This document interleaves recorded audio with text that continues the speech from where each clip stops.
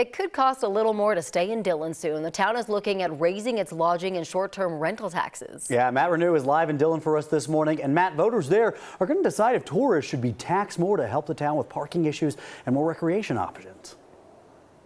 You're right, Jordan and Corey. Good morning. The town of Dillon trying to raise a little bit more money so they say they can put in more infrastructure to help with all the people who have been visiting lately. And that money could come from raising the lodging tax here and adding a new short-term rental tax, something that other towns in Summit County have already been raising.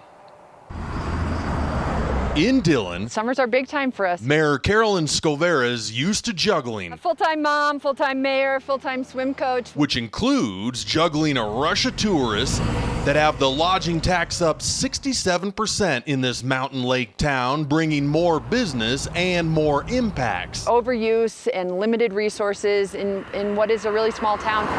And why this November, Dillon voters will decide if the town will increase its lodging tax from 2% to 6% and add a new 5% tax on short-term rentals. We're putting the impetus on the visitors. Something that will have tourists paying a little more. Yes, it will cost a little bit more to stay in Dillon, but is more in line with what other towns in this resort community are doing. Our neighbors Frisco and Silverthorne have each passed these.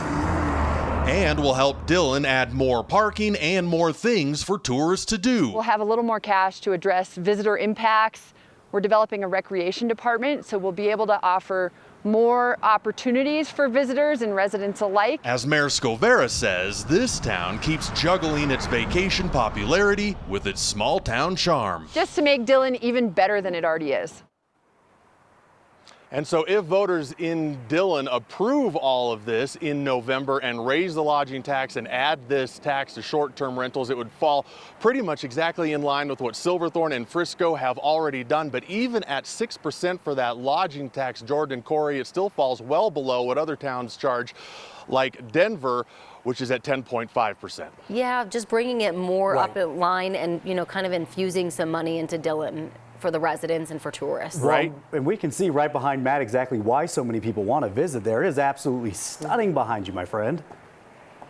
It is a beautiful, beautiful morning. It is definitely worth 6% when you look at that. I mean, it is stunning. Truly, that is gorgeous. You always have the best shots, actually, Matt. Thank you so much.